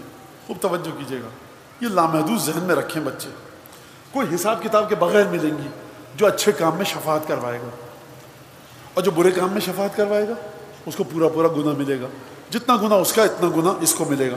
لیکن اچھے کام میں کیا کہا؟ اچھے کام میں جڑ جاؤ، کوئی حساب کتاب نہیں ہوگا، بغیر حساب کتاب کے ملے گا اچھے کام میں۔ تو خدا کا ارادہ یہ ہے کہ امام کے اوپر نہ اوپر سے حملہ ہو، نہ زمین سے، نہ دائیں سے، نہ بائیں سے، نہ سامنے سے، نہ پیچھے سے۔ خدا طویل عمر کر رہا ہے امام کی، آپ کیوں کہہ رہے ہیں؟ آپ کے کہنے سے کرے گا، آپ خود محتاج ہیں حضرت حجت کے، تو پھر آپ کیوں کہہ رہے ہیں؟ آپ کہیں مولانا ابھی تو آپ نے خود قانون بتایا جو بھی اچھے کام میں جڑ جائے، تو اس کا رب کیا ہے؟ مولانا اگر کوئی انسان نماز پڑھے، ہم کہیں کہ ان کو نماز پڑھنے کی اجازت دے دیجئے، تو یہ جو نماز پڑھیں گے لامحدود ثواب مجھے اس نماز کا ملے گا۔ آپ کہتے ہیں کہ بھائی ان کو وضو کروا دیجئے، تو یہ وضو کر لیں گے، لامحدود ثواب مجھے ملے گا۔ تو خدا کا کام یہ ہے کہ امام کو زندہ رکھے قیامت تک، اور ایک کے بعد ایک رجت ہو، رسول خدا آئیں، سید الشہداء آئیں، جناب امیر آئیں، جناب سید آئیں، ایک کے بعد ایک امام آئیں، امامت کا سلسلہ آئے، ایک کے بعد ایک ان کی حکومت ہو، طویل حکومت چلے۔ یہ خدا کا ارادہ ہو چکا ہے، آپ کے کہنے سے کچھ ہوگا نہیں مولانا۔ فضول میں دعا مانگ رہے ہیں تو میں جواب دوں گا، میں دعا نہیں مانگ رہا، میں خدا جو کام کر رہا ہے نا اس کے ساتھ شفاعت کرنا چاہتا ہوں۔ جو دنیاوی محدود کام، وضو، روزہ، نماز، قرآن کی تلاوت، صدقہ، آدھے گھنٹے کے لیے حلیم کی دیگ کو گھوٹا لگا دیا، تبرک بٹوا دیا، 2-4 صفحے بچوا دی، خدا فرما رہا ہے، علماء لغت نے فرمایا کہ نصیب کا مطلب یہ ہے کہ بغیر حساب کے ملے گا۔ جو محدود جگہ پر نیکی کرو تو بغیر حساب کے ملے گی۔ جب تمہارا ارادہ پنجتن کے ارادے میں فنا ہو جائے کہ جو خدا کا ارادہ پنجتن کے ساتھ ہے، تو وہ خدا جو لامحدود ہے تب تمہیں کتنا لامحدود انعام دے گا۔ لہذا اس بات کو سوچ، لہذا وحفظ فیہ رسولک اعلیٰ رسول، اور پروردگار ہمارے امام کی حفاظت فرما، اور ہمارے امام کے وجود میں رسول کی حفاظت فرما، امیر المومنین کی حفاظت فرما، جناب سیدہ کی حفاظت فرما، حضرت امام حسن مجتبیٰ کی حفاظت فرما، سید الشہداء کی حفاظت فرما۔ اور اس کے بعد کون سے امام کا نام آتا ہے سید الشہداء کے بعد؟ حضرت سید ساجدین، اس کے بعد امام باقر کی حفاظت فرما، اس کے بعد امام صادق، اور اس کے بعد باب الحوائج موسیٰ کاظم، اور اس کے بعد امام رضا، اور اس کے بعد محمد تقی، اور اس کے بعد اور پھر اس کے بعد 12ویں آقا۔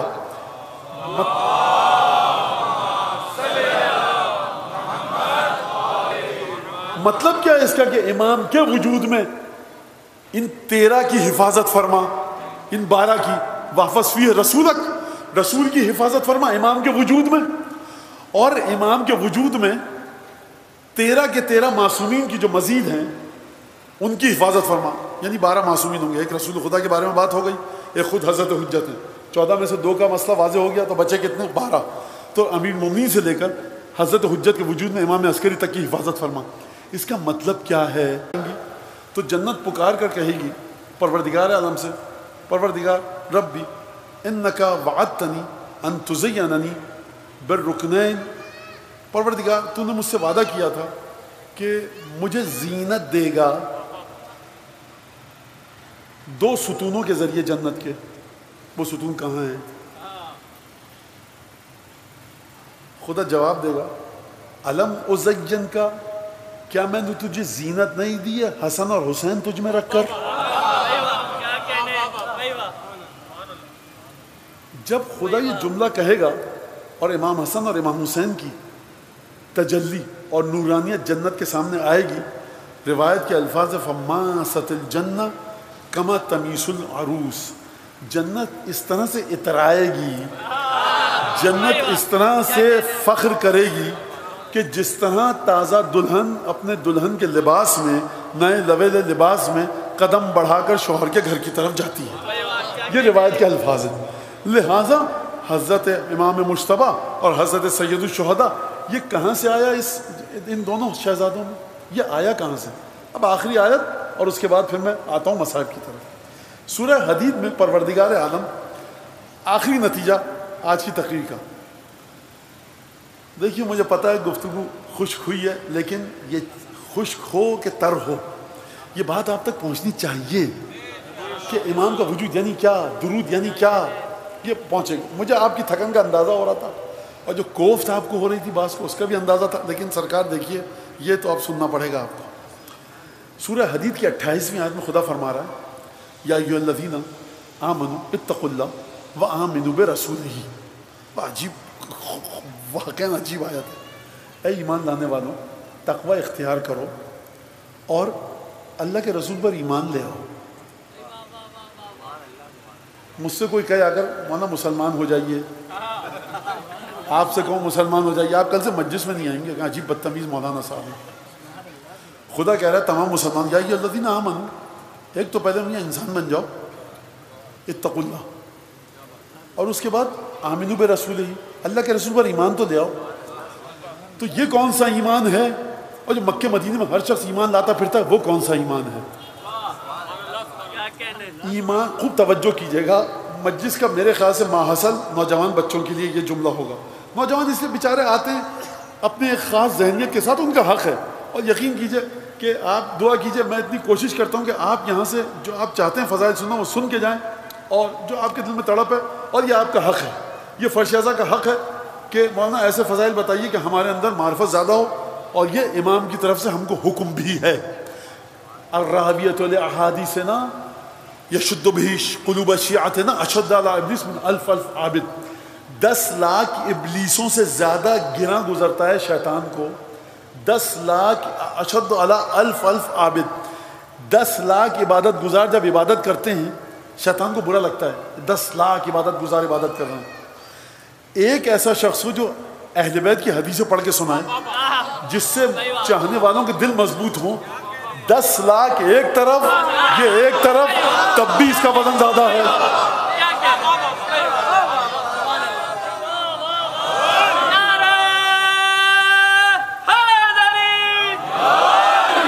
یہ آپ نے نعرہ حیدری لگایا نا، درود، یہ پتہ ہے کس لیے لگایا؟ یہ مجلس کے لیے لگایا، یہ آپ نے اپنے اس آقا کے لیے لگایا جس نے حدیث بیان فرمائی ہے۔ آپ سمجھے کہ آپ کے مولا کو کتنا آپ کے دل کا خیال ہے۔ بھئی ہمارے چاہنے والوں کو دلوں کو باندھ کے رکھو مضبوطی سے، دنیا میں زلزلہ آ جائے سید الشہداء کے غم سے ہٹے نا، اور ان کو خالص چیزیں سننے کی عادت ڈالو، اس میں کوئی چیز ملے نہیں۔ خوب توجہ کیجیے گا اس بات کے اوپر۔ اور میں دیکھیے کچھ چیزیں لوگوں نے مولانا اس پہ جواب دیں، میں نہیں دوں گا، کیونکہ بہت سی چیزوں میں جواب دینا چاہتا ہوں، لیکن کیونکہ وہ مجھ پر اعتراضات سے جڑ گئی ہیں، میں اپنے آپ کو اس لائق نہیں سمجھتا اپنی اس 2 کوڑی کی شخصیت کو، بلکہ 2 کوڑی سے بھی کم، کہ میں اپنے بارے میں آپ نے جو مجھ پر یہ کہا تو اس کا جواب یہ نہیں، میاں کچھ جواب نہیں ہے اس کا، جو لکھنا ہے لکھو، اور میں اپنے تمام جو بیچارے بچے محبت کرتے ہیں ان سے کہنا کوئی جواب مت دے، وقت ہی نہیں ہے اتنا، سید الشہداء سے فرصت ملے تو کچھ کرے آدمی. لیکن ایک بات کہہ دوں کہ جس میں تعلیمات اہل بیت کی سربلندی کا سبب ہے. دیکھیے میں جواب دوں تو کیا دوں؟ آپ کو اصول کافی کا فرق وظائف الابرار سے پتہ نہیں، میں کیا جواب دوں؟ آپ کو غیبت نعمانی کا فرق پتہ نہیں ہے، سنڈے ایڈیشن سے میں آپ کو کیا جواب دوں؟ آپ کو پتہ نہیں ہے روایات کا استظہار کہاں سے آتا ہے، میں آپ سے کیا جواب دوں آپ کو؟ خطبے میں یہ لکھا ہوا ہے، آپ سے میں کیا بات کروں کہ خطبے کو کس طرح سے سمجھیے، سیرت کیا جواب دوں حضور میں؟ آپ روایات سے، سرکار ہمیں یہ سکون ہے کہ آپ حضرات روایات سے دور ہیں اور اپنی انگلیوں کو مت تھکائیے، آپ بہت دور ہیں، سمجھیے جا کر روایات کے اوپر. انہوں نے یہ کہا، انہوں نے یہ کہا. میاں کبھی کھول کے دیکھیے کتاب الحجت اصول کافی کی، کبھی غیبت نعمانی کھول کر دیکھیے، کبھی مقاتل کھول کر دیکھیں، 10-12 زیارتیں سید الشہداء کی، آؤ کھول کے اس کے اوپر گفتگو کرو تو میں بات بھی کروں. آپ ہواؤں میں تیر چلاتے ہیں سرکار، نہیں ہو سکتا ایسا. تو لہٰذا میں بتا رہا ہوں جتنے میرے پاس اعتراضات آپ بھیجتے رہتے ہیں، انتہائی دیکھ کے پتہ. مولانا یہ وہ سرکار آپ چھوڑ دیجئے اس باتوں کو، اب میں اس سے آگے بڑھنا نہیں چاہتا، حد ادب مانے ہے، آپ مت بھیجیے یہ چیزیں، آپ سمجھ نہیں رہے. اعتراض دیکھ کے انسان کو پتہ لگتا ہے کہ کبھی کتاب کھولی بھی نہیں ہے.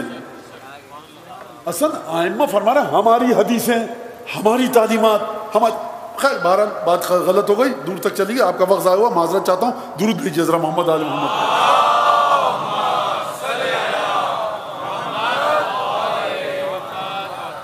جناب امام سجاد کی سیرت، خطبہ رکھیے امام سجاد کا، کوفے کا الگ خطبہ ہے، شام کا الگ خطبہ ہے. پہلا خطبہ جناب زینب کا مقتل میں، دوسرا خطبہ بازار کوفہ، تیسرا خطبہ دربار کوفہ، چوتھا خطبہ دربار شام. یہ 4 خطبے ہیں، اسی پر گفتگو کیجیے آپ. امام سجاد کا خطبہ کہ جو دربار شام میں ہے، امام سجاد کا خطبہ کہ جو بازار کوفہ میں ہے، جو دربار کوفہ میں، کوئی تو ڈاکومنٹڈ ثبوت ہو. آپ بچوں کے ذہن کو خراب مت کیجیے حضور. یاد رکھیے گا کہیں کسی دین کی کسی مسئلے میں یہ نہیں کہا گیا کہ اس کی تگ و دو کرو کہ آج اگر امام حسین ہوتے تو کیا کرتے، آج جناب امیر ہوتے تو کیا کرتے. تو یہی سوچتے رہیے بیٹھ کر، توضیح مسائل گھر میں رکھی کیوں ہیں، استفتاء کیوں کرتے ہو؟ لکھ لو، بیٹھ کے سوچو کمرے میں کہ آج امیر مومنین ہوتے تو کیا کرتے. جناب امیر کی شخصیت اتنی ہلکی ہے کہ ہیچ مدان سوچے کہ کیا کرتے اور کر گزرے.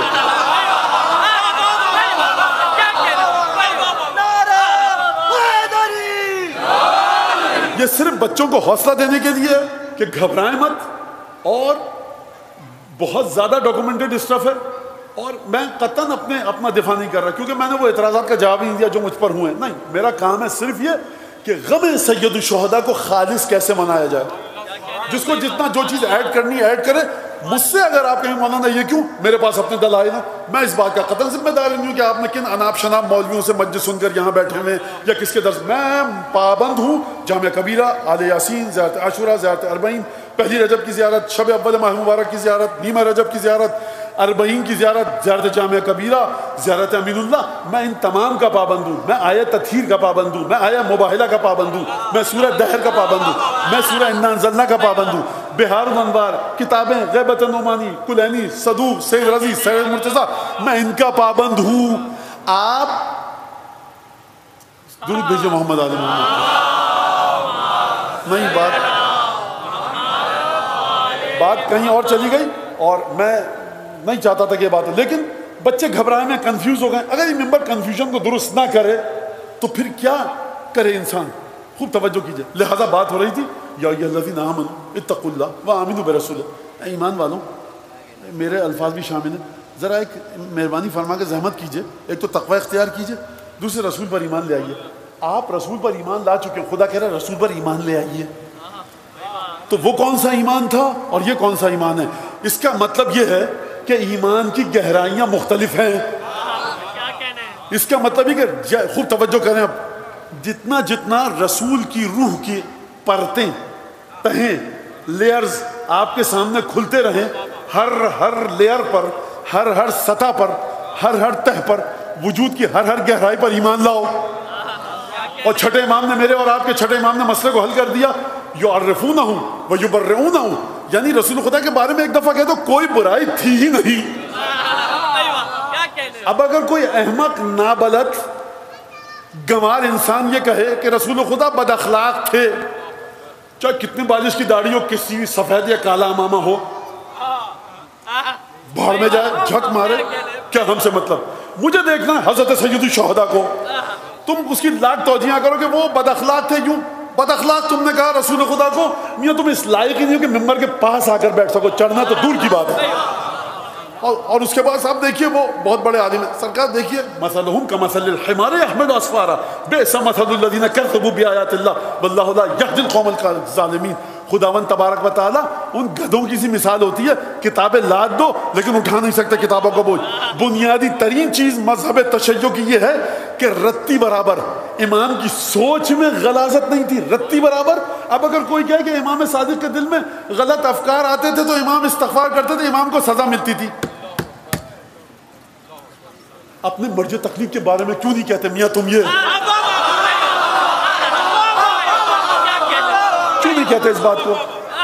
اب بہت سے لوگ ہیں جنہوں نے مجھ پر بہت مولانا یہ باتیں مت کیجیے گا. دیکھیے میں اس بہت حد ادب کے ساتھ بول رہا ہوں، مولانا ادب کر رہے ہیں، اور جب تم ادب نہیں کر رہے رسول خدا کا چھٹے امام کا تو تم کسی ادب کا مستحق نہیں ہو. چھٹے امام کے دل میں غلط خیال آتے تھے، آیے تطہیر کہاں چلی گئی؟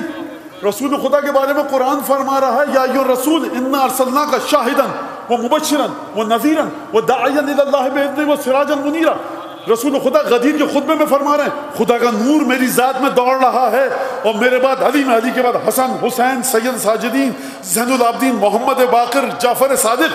اور یہاں پر آپ مقرر سے سن رہے ہیں امام صادق کے، دیکھیے ان کے بھی دل میں غلط خیال آتے تھے، امام استغفار کرتے تھے اور امام کو کبھی کبھی سزا بھی ملتی تھی. میں تمہاری بات مانوں یا اپنے رسول کی بات مانوں؟ نور خدا کا مالک ہے میرا رسول اور میرے 12 امام. لہذا جتنا میں نے برداشت کیا ہے 6-7 دن میں، اب آج برداشت نہیں ہو رہا، کیونکہ اب قصور اس کا ہے جس نے مجھے چیزیں بھیجی ہیں. مولانا یہ اس کی توجہ کچھ نہیں ہو سکتی میاں، کوئی توجہ نہیں ہو سکتی اس بات کی. خوب اچھی طرح سن لو، کرنا ہے جو کام کیجئے، توجہ کچھ نہیں ہو سکتی. چلیے آیت کے اوپر، یا ایھا الذین آمنوا اتقوا اللہ وآمنوا برسولہ، اے ایمان لانے والوں اللہ کا تقوی اختیار کرو اور رسول پر ایمان لے آؤ. اس کا مطلب ہے کہ خدا کہہ رہا ہے تم ایمان لا چکے ہو، کلمہ پڑھ چکے ہو، لیکن تمہارا ایمان ناقص ہے. رسول کے وجود کی تہیں جب کھلیں، جب گہرائیاں کھلیں، ہر کمال کو دیکھو کہ آمنا وصدقنا. کہاں پر سکھایا گیا؟ سورہ بقرہ میں، آمنا الرسول بما انزل الیہ من ربہ والمؤمنون. رسول خدا ہر اس چیز پر ایمان لاتے ہیں اللہ کے رسول جو خدا کی جانب سے نازل ہوتا ہے. والمؤمنون تمام کے تمام مومنین ایمان لاتے ہیں ہر اس چیز پر جو رسولوں پر نازل ہوتا ہے. آج ایک چیز کی گہرائی کھلی، کل دوسری چیز کی، پرسوں تیسری چیز کی، ترسوں چوتھی چیز کی. جیسے جیسے رسول کے وجود کی گہرائیاں کھلتی جائیں اسی طرح سے ایمان لاتے رہو. اس کا مطلب ہے کہ وہ ایمان اور ہے، یہ ایمان اور ہے. یا ایھا الذین آمنوا، یہ ایمان اور ہے. اتقوا اللہ وآمنوا برسولہ، تقوی اختیار کرو اور رسول پر ایمان لے آؤ. جب تم یہ کام کرو تو کیا ہوگا؟ یؤتکم کفلین من رحمتہ، تو اللہ تبارک و تعالیٰ تمہیں رسول کی رحمت کے دونوں حصے دے گا. اور ویجعل لکم نورا تمشون بہ، اور خدا تمہارے لیے ایک نور دے گا تم کو جس کی مدد سے تم چلو گے. اور اس کے بعد فرمایا کہ دیکھو پروردگار عالم غفور الرحیم ہے. کیا ہے؟ انہ غفور الرحیم، خدا غفور الرحیم ہے. یہ غفور الرحیم یاد آیا آپ کو کہاں پر تھا؟ یہ غفور الرحیم وہاں پر تھا جب خدا نے کہا تھا کہ اس امانت الہی پر جو ایمان لائے گا اس کی تو توبہ ہم قبول کریں گے، اور کان اللہ غفور الرحیم. لیکن جو اس امانت الہی پر ایمان نہیں لائے گا وہ منافق ہے، وہ مشرک ہے. اسی امانت کے ذریعے اس کو سزا ملے گی، ماننے والے کو اسی امانت کے ذریعے توبہ قبول ہوگی. اور وہ خدا کہ جو نہ ماننے والے کے لیے سزا دے گا، عذاب دے گا، اس امانت کو ماننے والے کے گناہوں کو مغفرت فرمائے گا.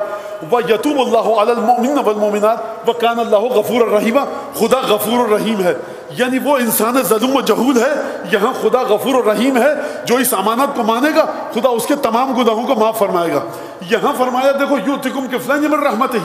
اگر رسول خدا کے وجود میں جو ہر چیز چھپی ہوئی ہے اس پر ایمان لاؤ گے تو سب سے پہلے جو خدا تمہیں تحفے دے گا وہ یہ تحفے دے گا کہ رسول خدا کے وجود کے دونوں رحمتوں کے حصے تم کو دے گا.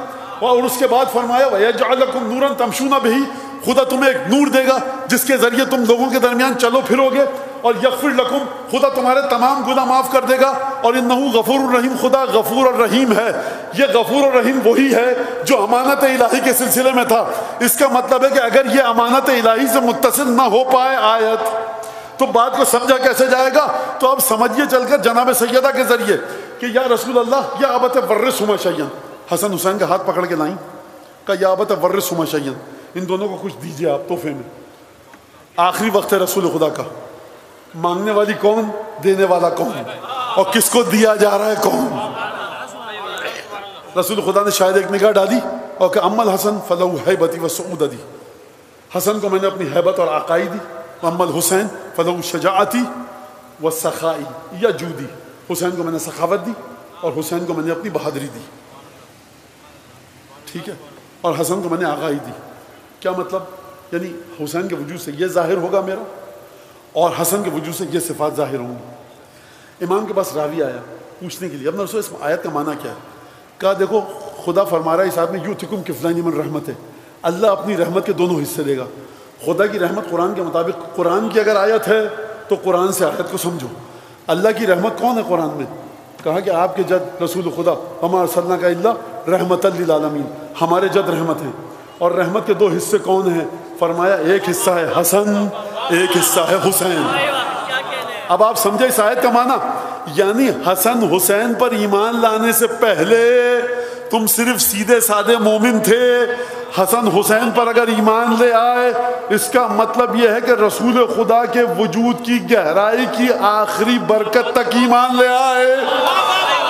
جب تم اس برکت تک ایمان لے آئے جو رسول خدا کے وجود کی گہرائی ہے، رسول خدا کے وجود کے کمالات ہیں، بھئی کمالات ابھی تو میں نے آپ کے سامنے پڑھا کہ جنت کہے گی پروردگار مجھے سجایا کیوں نہیں؟ خدا کہے گا حسن حسین دے تو دیے، یعنی سجاوٹ جنت کے حسن حسین کے ذریعے، سجاوٹ رسول خدا کی حسن حسین کے ذریعے۔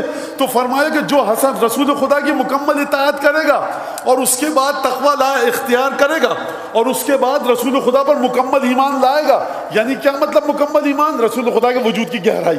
کیا مطلب رسول خدا کے وجود کی گہرائی؟ بٹیا میں نے یہ سب کچھ حسن کو دیا، یہ سب کچھ حسین کو دیا، جو تھا وہ دے دیا، تو اب جو تھا رسول خدا کے قلب میں وہ ظاہر کہاں سے ہوگا؟ یا حسین سے ظاہر ہوگا یا حسن سے ظاہر ہوگا۔ تو اب جو ایمان لاؤ گے حسن حسین کی کرامتوں کو دیکھ کے تو تب تمہیں ملیں گی دونوں فائدے رسول خدا کے وجود کے، ایک ہے حسن دوسرے حسین، اور یجعل لکم نورا تمشون بہ، اور ایک نور دے گا جس کے ذریعے تم چل سکو گے۔ کہ ابن رسول اللہ نور کون سا؟ کہا یہ وہ ہے کہ علی ابن ابی طالب کا وجود کے ذریعے جس کے ذریعے تم چلو گے، اور دیکھو انہ پروردگار عالم غفور الرحیم ہے۔ یہاں تک بات میری ختم ہو۔ درود بھیجو محمد آل محمد۔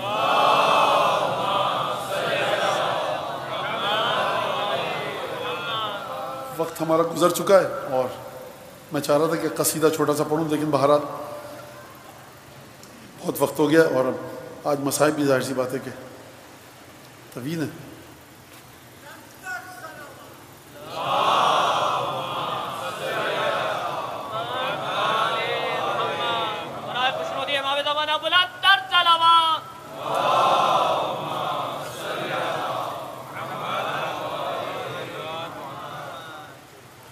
تو یہ جو آپ ان دو شہزادوں کی محبت ہے، یقین کیجئے کہ جتنی محبت ہے نا آپ کے دل میں، یہ اس سے کہیں آگے کی بات ہے۔ محبت کو بڑھاتے رہیے، اور دن میں کئی دفعہ ان دونوں شہزادوں کے بارے میں، رسول خدا کے بارے میں، ائمہ کے بارے میں سوچئے، ان کے فضائل مسائل سوچئے، محبت بڑھے تاکہ یہ ایک سرمایہ ہے جو آپ کی قبر میں، قیامت میں، دنیا اور آخرت میں کام آئے گا۔ بہرحال کس طرح سے اس ذکر کو شروع کیا جائے آج کے، اور کس طرح سے تمہید باندھی جائے۔ چھٹے امام کے پاس راوی آیا اور راوی نے آ کر جب کہا، ابن رسول اللہ روایت ہے، مشکلات ہیں، امام نے کہا 2 رکعت نماز پڑھو اور 100 دفعہ اس کے بعد کہا اللہم انی انشدک بدم المظلوم، پروردگار تجھے مظلوم کے خون کی قسم دیتا ہوں۔ کہا کیا یہ مظلوم کون ہے؟ کیا یہ آقا حسین ہے؟ کہا کہ وہ مظلوم ہے لیکن یہ وہ نہیں۔ راوی نے کچھ اور نام دیے، چھٹے امام نے منع کر دیا۔ کہا پھر یہ مظلوم کون ہے کہ جس کی قسم خدا کو دینے کا حکم؟ فرمایا یہ آقا حسین کا 6 مہینے کا معصوم بچہ علی اصغر۔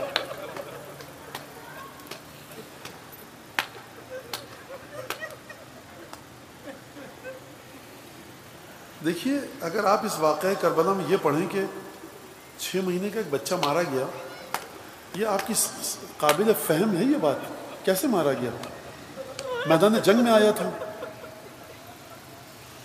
عجیب مرحلہ ہے یہ۔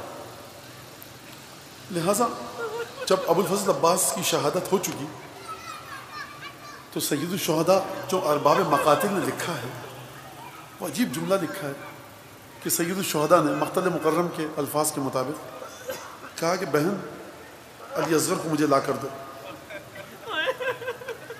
اب دیکھیے کہ کئی پہروں کی پیاس ہے، گرمی کا زمانہ ہے، اس بچے کی کیفیت کیا ہوگی؟ بعض مقاتل میں ہے کہ جب جناب مختار نے خون کا انتقام دیا سید الشہداء کے تو امام سجاد نے پوچھا کہ کیا ہرملہ بھی مارا گیا ہے؟ یعنی اس شہزادے کا جو زخم ہے اہل بیت کے دل پر بڑا عجیب ہے۔ مقاتل میں عبداللہ رضی کہہ کر یاد کیا گیا ہے۔ عبداللہ نام تھا جناب علی اصغر کا جو کہا گیا ہے، اور رضی یعنی دودھ پیتا بچہ۔ ایک دفعہ سید الشہداء آئے اور کہا ناولینی الطفل، بہن مجھے بچے کو دو، شاید پانی کو کوئی سبیل ہو جائے۔ میں اپنے جملے بھی ملا رہا ہوں اس واقعے میں اور مقتل کے جملے بھی۔ اور اس کے بعد لوگوں نے دیکھا کہ سید الشہداء جب باہر نکلے ہیں خیمے سے تو اپنی ابا کا دامن ڈال کے آئے۔ فوج اشقیہ سمجھی کہ سید الشہداء قرآن لے کر آنا چاہتے ہیں اور جنگ بندی کا مطالبہ کرنا۔ میں کہوں گا سید الشہداء یہ وہ قرآن نہیں لا رہے جو کاغذ پر لکھا ہے، یہ سیدہ کے گھر کے قرآن کے پاروں میں سے ایک پارہ۔ اچھا مجھے آپ ایک بات کا جواب دیجئے کہ جب باپ نے مانگا ہوگا اپنی زوجہ سے جناب رباب سے بچے کو، اور دیکھیے کریم جب وعدہ کرے نا کوئی، مجھے نہیں پتا کہ میں یہ جو آج کی مجلس ہے یہ جناب رباب کو پرسا دوں یا سید الشہداء کو یا جناب زینب کو یا جناب سیدہ کو۔ یہ پہلا بچہ نہیں ہے اتنا چھوٹا جو اس گھر کا مارا گیا ہے۔ اچھا اگر باپ حسین ابن علی جیسا ہو اور یہ کہہ کر جائے کہ بچے کو دو شاید پانی کی کوئی سبیل کر لیں، تو مجھے بتائیے کہ ماں نے کس اعتماد کے ساتھ دیا ہوگا۔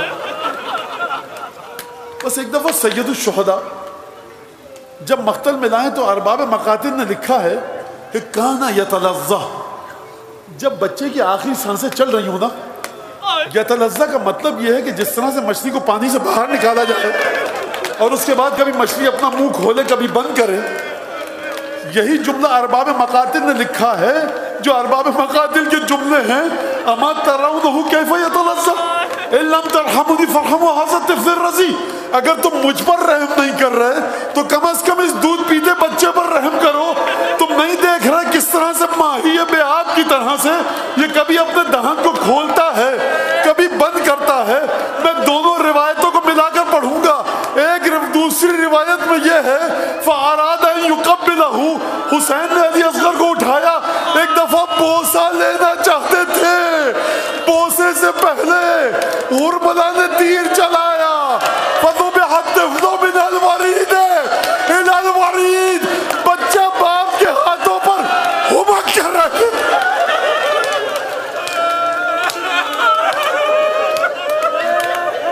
اور تیر علی اصغر کے گلے کو چھیدتا ہوا اتنی شدت سے چلایا گیا تھا، مولا کے بازو کو زخمی کیا، مولا نے بازو سے تیر کو نکالا۔ فوضع کفہ تحت نحرہ، علی اصغر کے گلو کے نیچے اپنے چلو کو رکھا، ومسح بدمہ علی وجہہ، اپنے چہرے پر خون کو ملا، بقیہ خون آسمان کے، رما بہ نحو السما۔ امام باقر فرماتے ہیں حدیث ہے فلم یرج منہ قطرۃ، ایک قطرہ لوٹ کر نہ آیا، اور اس کے بعد مولا نے فرمایا ہکذا القی جدی یوم القیامہ، اے بیٹا علی اصغر اسی خون کے ساتھ نانا کے سامنے جا۔ قاسم شہید ہوئے، علی اکبر شہید ہوئے، اولاد عقیل، اولاد جعفر، اونو محمد، عباس، عباس برادران ابا سب شہید ہوئے. حسین کو آسمان سے تعزیت پیش نہیں کی گئی. جب مولا لاشے کو لے کر چلے نا مقتل سے خیام کی طرف، ہاتف غیبی کی آواز آئی، لا تحزن ان لہو فی الجنت مرزین. حسین غم مت کرو، غیب سے تعزیت آئی ہے علی اصغر کی شہادت پر. نہ جانے باپ کے دل پر کیا گزری ہوگی. جب چھوٹا سا بچہ ہونا اور مر جائے تو قبرستان تک باپ کے ہاتھوں پہ نہیں جانے دیا جاتا، قبر میں باپ کو نہیں اتارا جاتا. باپ کا دل برداشت نہیں کر پائے گا. میں کہوں گا مولا گلے سے خون بہ رہا ہے، کرتا لہو لہان ہے، کن قدموں کے ساتھ آپ آگے بڑھے. پروردگار نے جب یہ منظر دیکھا مولا کی بے کسی نہ دیکھی گئی. ایک دفعہ عالم غیب سے تعزیت پیش کی. لا تحزن ان لہو مرزین فی الجنہ. حسین غم مت کرنا، گھبراؤ مت. دودھ چاہتا تھا نا علی اصغر، پیاس کے عالم میں آیا ہے. ہم نے جنت میں ایک حور کو معمور کیا ہے، علی اصغر کو دودھ پلائے گی. آیت اللہ العظمی محمد حسین اصفہانی کا جملہ مرثیہ میں مولا حسین سے مخاطب ہے. فرماتے ہیں مولا آپ علی اصغر کے لاشوں کو ہاتھوں پہ لے کے جا رہے ہیں، مرثیہ عربی میں ہے، آپ اپنے علی اصغر کے لاشوں کو ہاتھوں پہ لے کے جا رہے ہیں. یہ بتائیے جب ماں کو لاشا دیں گے، ماں نے ایک سوال کیا کہ جب میں نے بھیجا تھا تو نیا تازہ سفید کرتا پہنا کے بھیجا تھا، جب واپس آ رہا ہے تو یہ عقیق کے رنگ کیوں ہو چکا؟ عزیزوں مقتل خاموش ہے. مقتل میں طاقت ہی نہیں کہ کس طرح سے مولا نے رباب کے ہاتھوں میں بچہ دیا، کس طرح سے زینب نے تسلی دی. مقتل اس واقعے کو نہیں لکھ سکا، لیکن انیس سے مدد لوں گا. ایک دفعہ پشت خیمہ پر گئے. مقتل کی عبارت یہ ہے، فحفر بجفن السیف قبرا.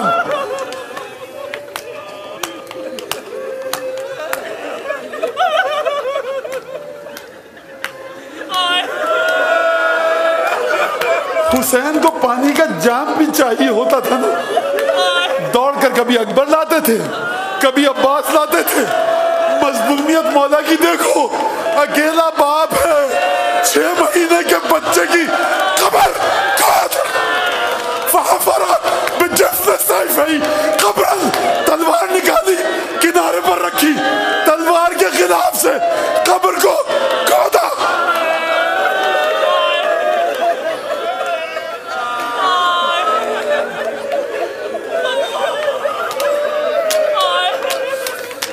میں آپ سے ایک سوال کرتا ہوں، بہن آ جاؤ میری مدد کے لیے. بہن آتی، حسین کا دل نہ مانا، اتنی دکھیاری بہن سے کیسے مدد؟ یہ غم حسین نے اکیلے سہا ہے.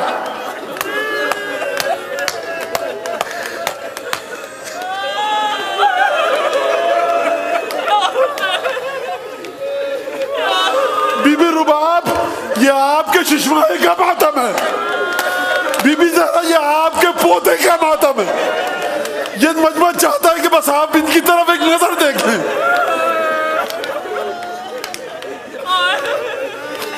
تلوار کی جفن سیف ہی، تلوار کے خلاف سے قبر کو کھودا. فوضع فی قبر، علی اصغر کو قبر میں رکھا. انیس نے مرثیہ کہا، ننھی سی قبر کھود کے اصغر کو گاڑ کے شبیر اٹھ کھڑے ہوئے، دامن کو جھاڑ کے. دامن جھاڑنے کا مطلب سمجھاؤں تم کو، یعنی پروردگار عباس تھا دے دیا، اکبر دے دیا، اولاد عقیل دے دی، اولاد جعفر دے دی، آل ابو طالب کٹ کے مر گئی کربلا میں. پروردگار یہ ششماہ تھا، جھاڑ لیا، یہ بھی تجھے دے.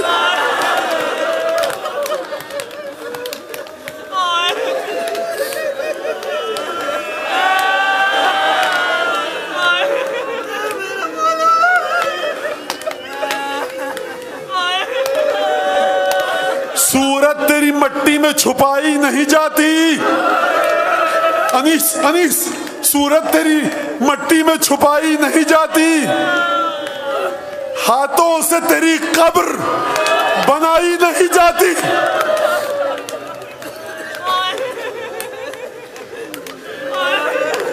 انیس شمشیر سے کھودی لحد اصغر بے شیر، جس وقت رکھی قبر میں وہ چاند سی تصویر، صابر تھے پاش کے شہوالا نکل آئے، نزدیک یہ تھا منہ سے ہر کلیجہ نکل آئے۔ کیا سمجھ رہے ہو مولا اکیلا ہے؟ تلوار سے قبر کو دی، قبر کو مٹی میں حضرت کی تصویر کو رکھ، کن قدموں سے